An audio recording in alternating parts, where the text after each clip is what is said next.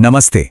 क्या ऐसा हो सकता है कि हम अपनी असलियत, अपनी रियलिटी एक अनदेखे अदृश्य ऊर्जा के क्षेत्र से बना सकते हैं?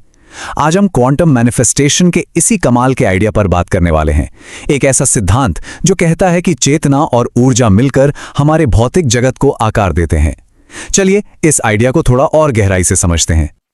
चलिए शुरुआत करते हैं एक बहुत ही पावरफुल विचार से। आइंस्टाइन ने कहा था, फील्ड ही कण को नियंत्रित करने वाली एकमात्र एजेंसी है। इसका मतलब क्या हुआ? मतलब ये कि जो कुछ भी हमें दिखाई देता है, जिसे हम मैटर या पदार्थ कहते हैं, उसे कंट्रोल करने वाली कोई गहरी अनदेखी शक्ति है। और यही हमारे आज के डिस्कशन का बेस है। तो चलिए जरा असलियत की परतों को हटाकर देखते हैं। ये जो नंबर दिख रहा है, ये पता है क्या है? ये बताता है कि एक एटम यानी परमाणु 99.99999% सिर्फ और सिर्फ एनर्जी और इंफॉर्मेशन है। जी हाँ, मतलब जो कुछ भी हमें ठोस सॉलिड लगता है ना, वो असल में लगभग पूरा का पूरा खाली है, सिर्फ ऊर्जा है। ये बात तो हमारी पूरी दुनिया को देखने का नजरिया ही बदल देती है ना। तो यहां पर हम दो अलग अलग दुनियाओं को देख रहे हैं। एक तरफ है हमारी 3D रियलिटी यानी कण की दुनिया। इसमें क्या है? पदार्थ हैं, चीजें हैं, एक अलगाव का एहसास है। ये वो दुनिया है जिसमें हम रोज जीते हैं। और दूसरी तरफ है क्वांटम फील्ड यानी तरंग की दुनिया। यहां सिर्फ एनर्जी है, इंफॉर्मेशन है और अनंत संभावनाएं हैं। अगर कुछ नया बनाना है तो हमें पदार्थ की दुनिया से निकलकर इस फील्ड की दुनिया में कदम रखना होगा। तो सवाल ये उठता है कि हम इस संभावनाओं के फील्ड तक पहुंचे कैसे? और इसका जवाब थोड़ा अलग है। रास्ता है अपनी जानी पहचानी दुनिया से कनेक्शन तोड़ना। ये एक सफर है कुछ नहीं या नोथिंग बनने का। और यकीन मानिए, असली पावर यहीं छिपी है।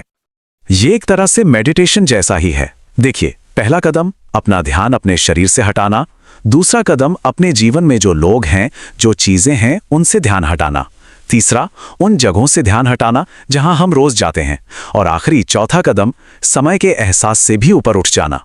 हम कर क्या रहे हैं? हम अपनी सारी एनर्जी उस दुनिया से हटा रहे हैं जिसे हम जानते हैं। तो इस पूरे प्रोसेस का मकसद क्या है? मकसद है एक समबडी यानी एक कोई से नोबडी यानी कोई नहीं बन जाना। एक समबडी जिसकी पहचान उसके शरीर से, चीजों से, उसके पास से जुड़ी है, उससे बदलकर एक ऐसी शुद्ध चेतना बन जाना जो सिर्फ इस पल में, वर्तमान में मौजूद है। और बस इसी पल में सारी संभावनाएं खुल जाती हैं। तो जो मेन आइडिया है वो ये है कि हम जानबूझकर अपनी एनर्जी को अपनी जानी पहचानी प्रिडिक्टेबल रियलिटी से हटाकर उस जगह लगा रहे हैं जो अज्ञात है, जहां अनंत संभावनाएं हैं। यहीं से असली क्रिएशन की शुरुआत होती है। अच्छा, तो अब हम फील्ड में आ गए। अब क्रिएशन का पहला हिस्सा सामने आता है और वो है हमारा दिमाग। क्वांटम फील्ड में एक एकदम साफ क्लियर सिग्नल भेजने के लिए एक बहुत ही ऑर्गेनाइज्ड, एक बहुत ही सुसंगठित दिमाग की जरूरत होती है। इसी को कहते हैं ब्रेन कोहेरेंस यानी मस्तिष्क की सुसंगतता। इसका सीधा सा मतलब है कि दिमाग के अलग अलग हिस्से एक साथ एक होकर काम कर रहे हैं। सोचिए, जब हम स्ट्रेस में होते हैं तो हमारा दिमाग बटा होता है, लेकिन जैसे ही हम अपना ध्यान उस कुछ नहीं पर लगाते हैं, दिमाग एक सुर में, एक लय में आ जाता है। वो शांत और एक हो जाता है। और जब ऐसा होता है, जब दिमाग कोहेरेंट होता है, तब वो एक बहुत ही पावरफुल, एक बहुत ऑर्गेनाइज्ड इलेक्ट्रिकल सिग्नल भेजता है। और जानते हैं ये सिग्नल क्या है?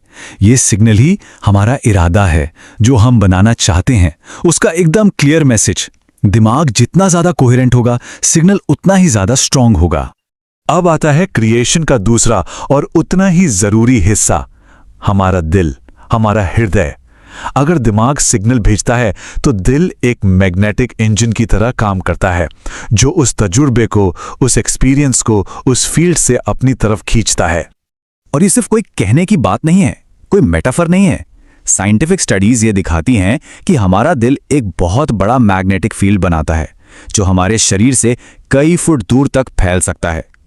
यही फील्ड हमारी रियलिटी को अपनी तरफ खींचने का जरिया बनता है। और बिल्कुल दिमाग की तरह ही हमारा दिल भी कोहेरेंस की स्टेट में जा सकता है। ये कब होता है? ये होता है प्यार, आभार, खुशी, ऐसी ऊंची भावनाओं से। जब दिल कोहेरेंट होता है तो एक जबरदस्त मैग्नेटिक खिंचाव पैदा करता है, जो भविष्य के उस एक्सपीरियंस को खींचकर हमारे आज में ले आता है। तो चलिए अब इन सब टुकड़ों को एक साथ जोड़ते हैं और देखते हैं कि ये सब मिलकर काम कैसे करता है।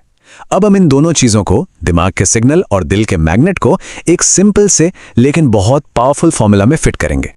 तो स्टेप 1, एक ऑर्गेनाइज्ड, एक कोहेरेंट दिमाग क्वांटम फील्ड में एक एकदम क्लियर सिग्नल, एक इरादा बाहर भेजता है। यह है क्या, मतलब वो खास नतीजा जो हम अपनी जिंदगी में चाहते हैं।